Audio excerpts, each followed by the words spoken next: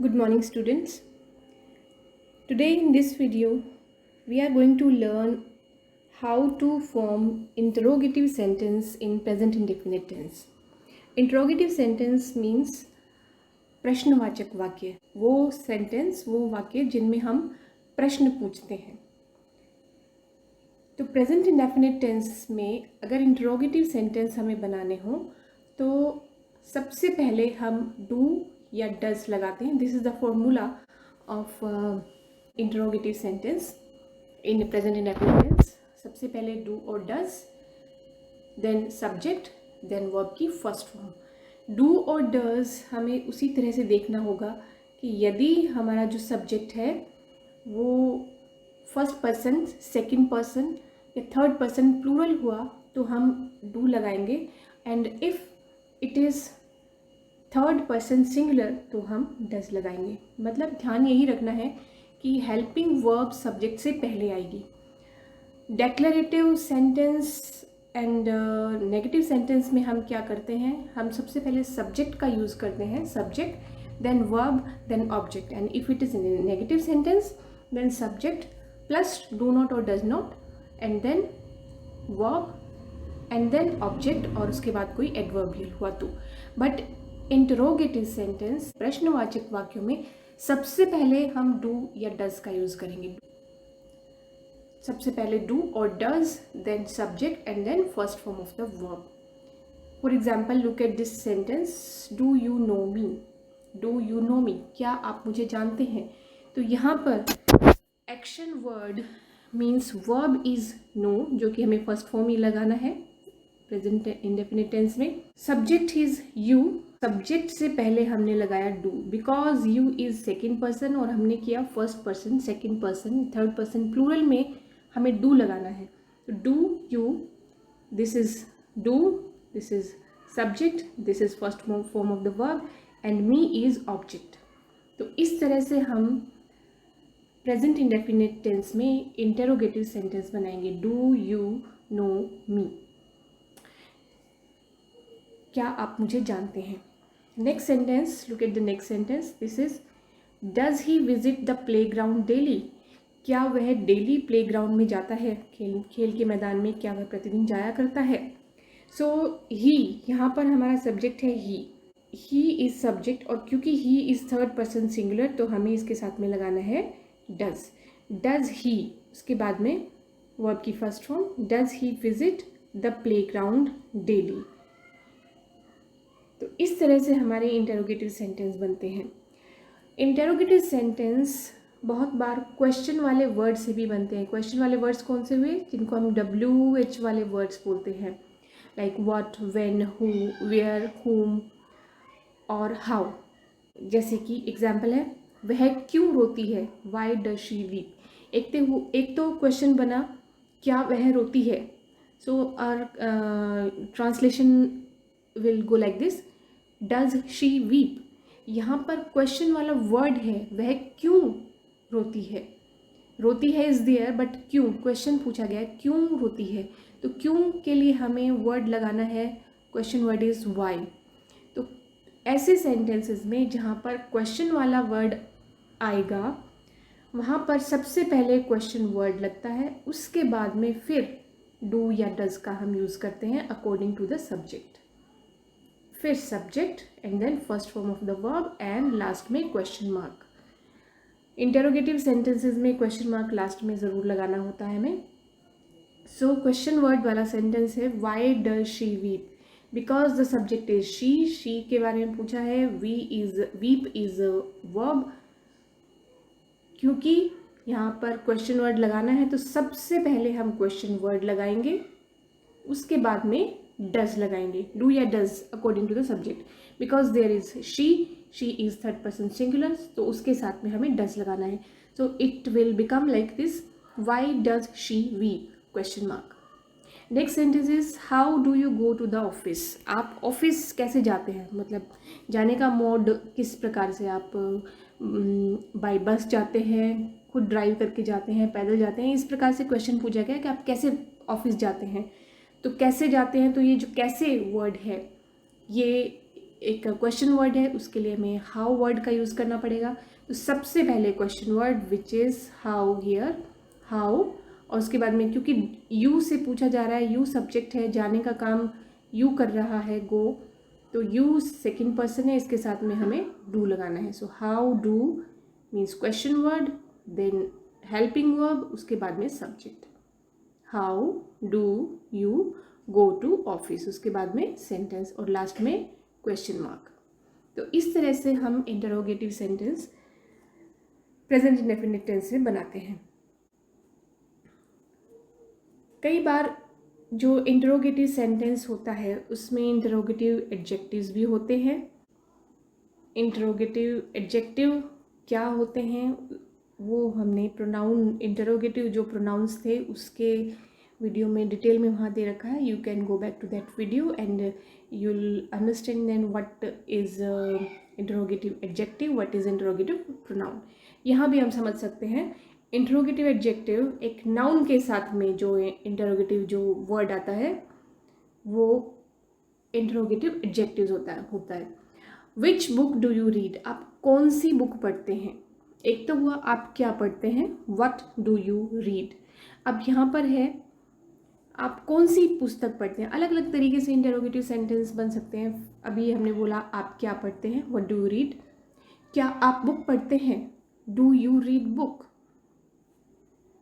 अब यहाँ पर क्वेश्चन है आप कौन सी बुक पढ़ते हैं, तो विच बुक। विच यहाँ पर इंटरोगेटिव एडजेक्टिव है क्योंकि ये बुक जो नाउन है उसको क्वालिफाई कर रहा है। विच बुक, तो ये इंटरोगेटिव एडजेक्टिव अगर आता है तो वो दोनों साथ में एक साथ लिखा जाएगा, विच बुक, डू, उसके बाद में डू, फिर सब्जेक्ट, और उसके बाद में वर्ब की फर्स्ट फॉर्म।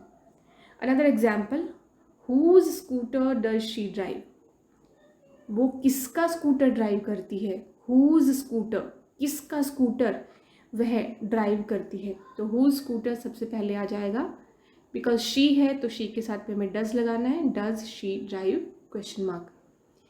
इसके भी बहुत सारे इससे रिलेटेड भी बहुत सारे हम इंटरोगेटिव सेंटेंसेस बना सकते हैं कि क्या वह ड्राइव करती है, डज शी ड्राइव। अब यहाँ पर है वह क्या ड्राइव करती है, व्हाट डज शी ड्राइव। पहला तो हमने पूछा क्या वह ड्राइव करती है या क्या वह ड्राइव करना जानती है, does she know how to drive, या डज शी ड्राइव, क्या वह ड्राइव करती है। फिर हमने पूछा वह क्या ड्राइव करती है, तो यहाँ पर भी क्या जो वर्ड है वो हमें व्हाट उसके लिए यूज़ करना है, what does she drive.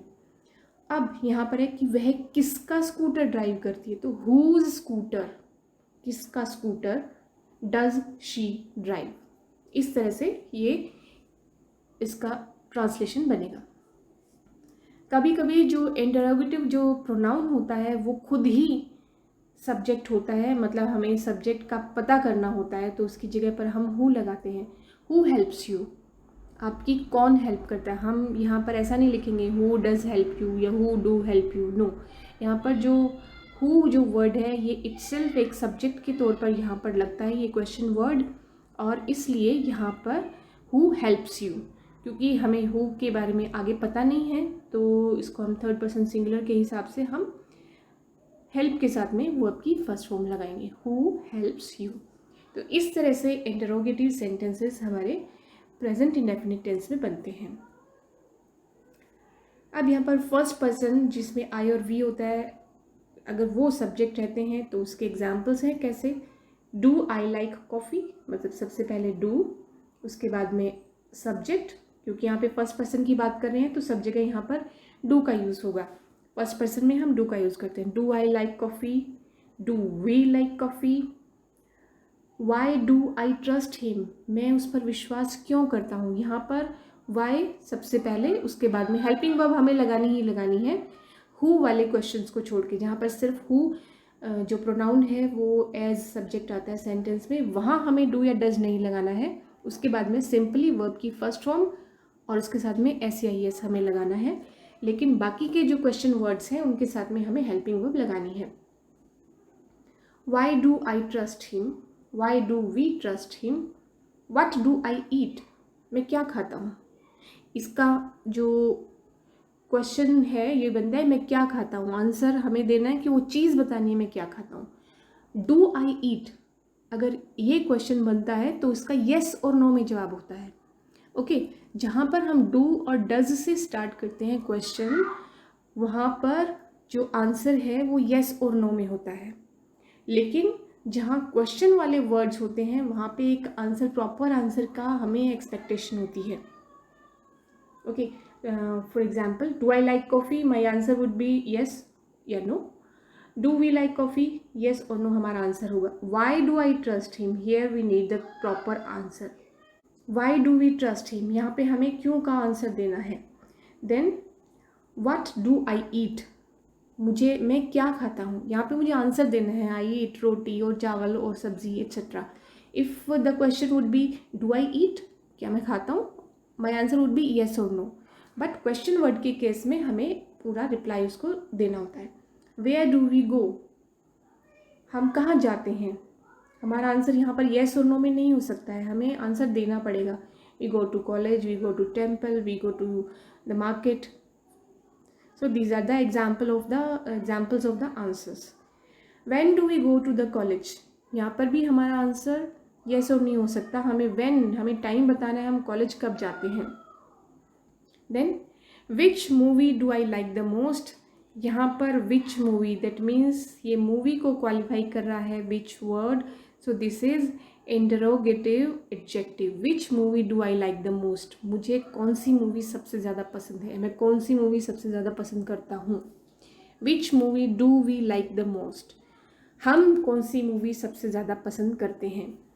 So first person अगर सब्जेक्ट रहता है तो हमें डू का यूज़ करना है, और सेकेंड पर्सन अगर सब्जेक्ट होता है तब भी हमारा जो हेल्पिंग वर्ब है वो डू ही रहेगी। वर्ब की फर्स्ट फॉर्म रहेगी, सबसे पहले हम डू लगाएंगे, then subject, then verb and then object. Question वाले वर्ड से अगर हमारा जो सेंटेंस है वो स्टार्ट होता है तो व्हाट, वो क्वेश्चन वाला वर्ड सबसे पहले लगाएंगे, उसके बाद में डू और does. In this case because the subject is second person in all these sentences, तो हमें यहाँ पर डू लगाना है। व्हाट डू यू वांट, आप क्या चाहते हैं। Why do you trust him, आप उस पर विश्वास क्यों करते हैं। वाई सबसे पहले, then do, then you, first form of the verb and then object and then question mark.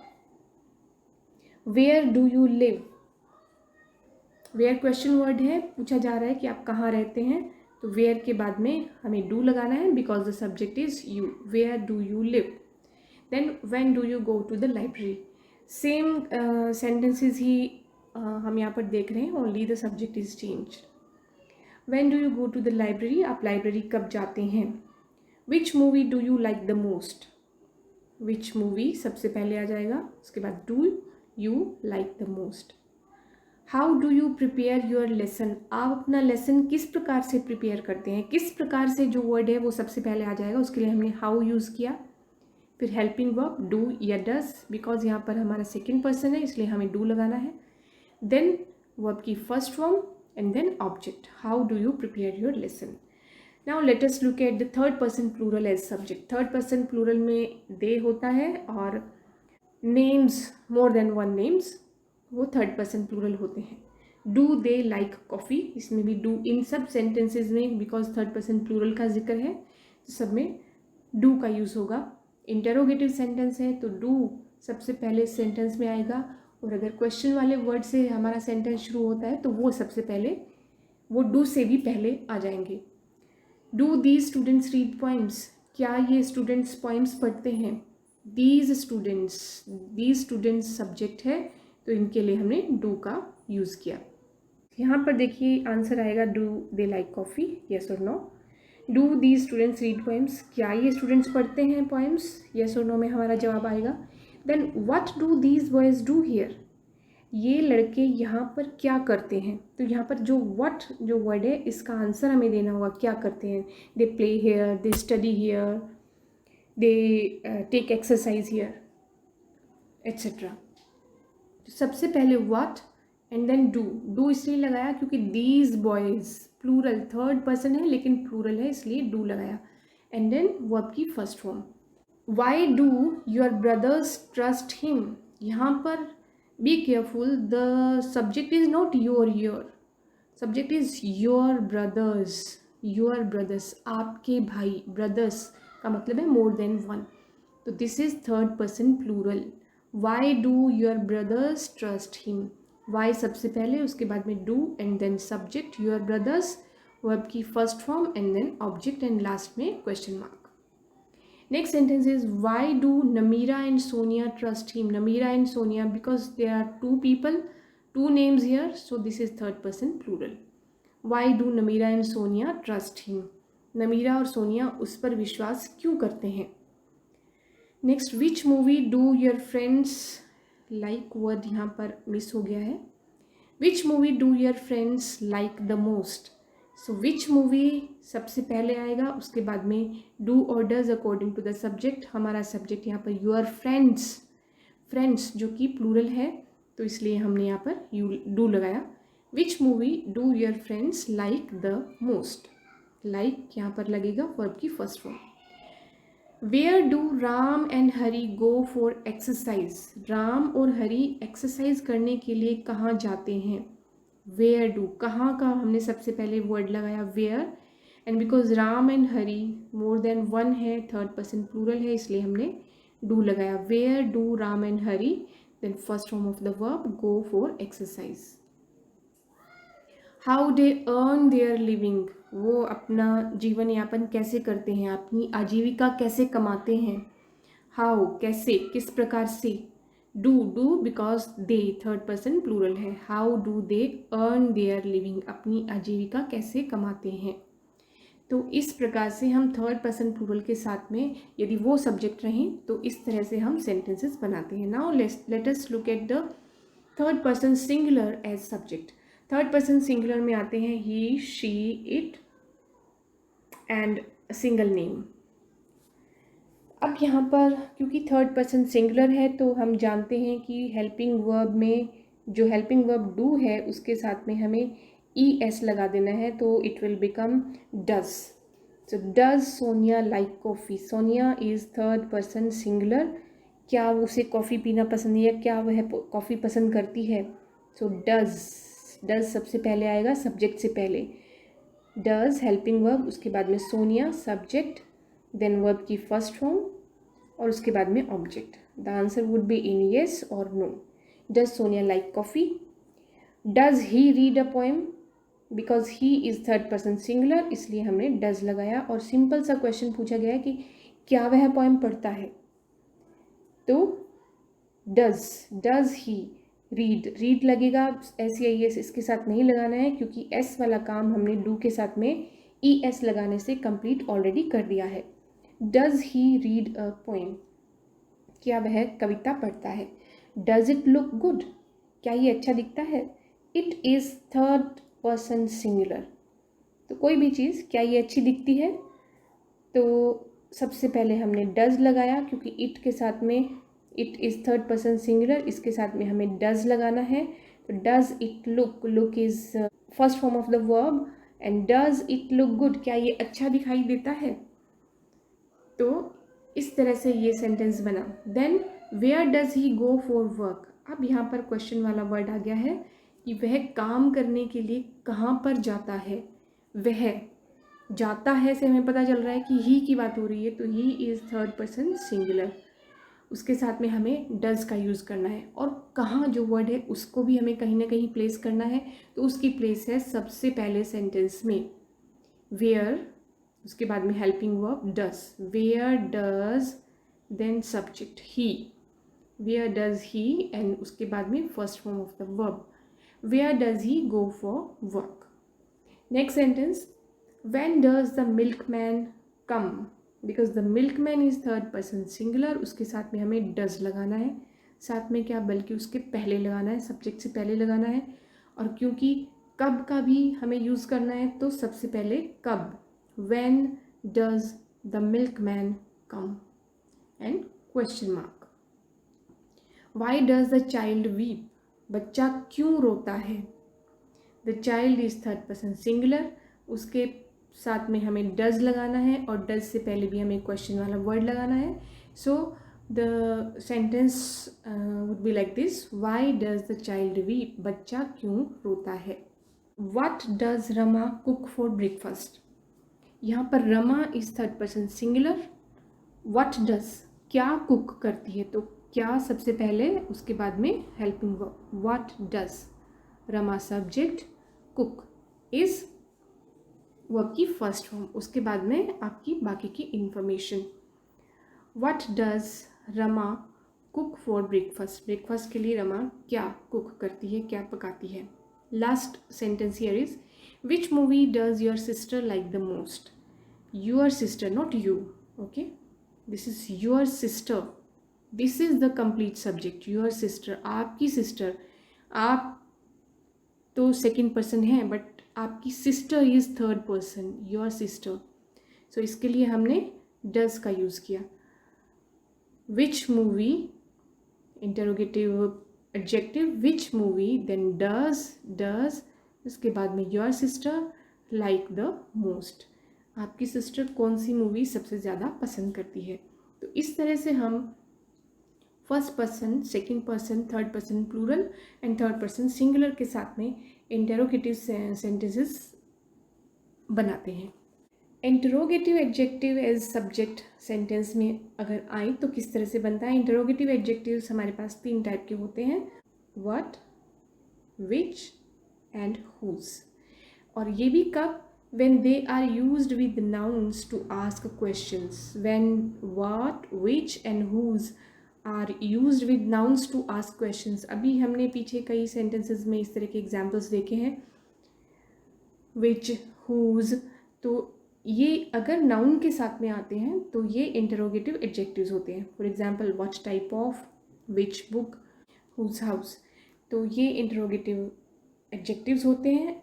When they come as subject, helping verb से पहले उन्हें लगाया जाता है, जैसे हम क्वेश्चन वर्ड्स लगाते हैं.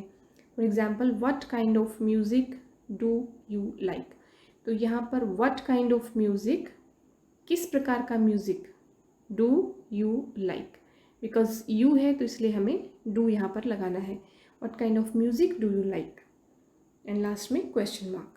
Then which author do you like the most. Which author, आपको कौन सा लेखक सबसे ज़्यादा पसंद है. तो विच ऑथर ये इंटरोगेटिव एडजेक्टिव है, यू के साथ में डू हमें लगाना है. Which author do you like the most. अगर यहाँ पर हम सब्जेक्ट चेंज करके शी या कोई नेम लगाते हैं तो हमें डज लगाना पड़ेगा. थर्ड पर्सन सिंगुलर अगर यहाँ पर हमारा सब्जेक्ट होता है तो यहाँ पर हमें डज लगाना होगा. Which author does she like the most. Whose house do you prefer to stay eight.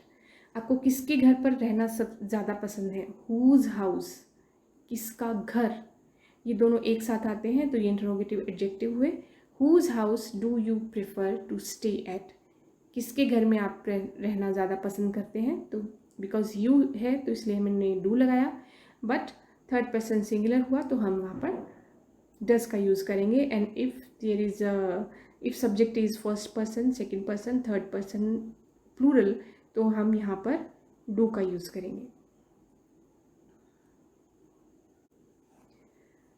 So these are the sentence examples. This is exercise for you. You have to put do or does in the blanks.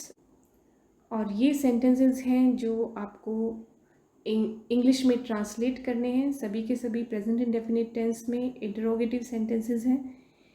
So these are your assignments for today. You have to fill in the blanks here with do or does.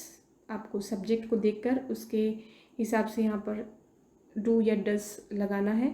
And then these are the sentences which you have to translate into English and then post your answers in your WhatsApp groups.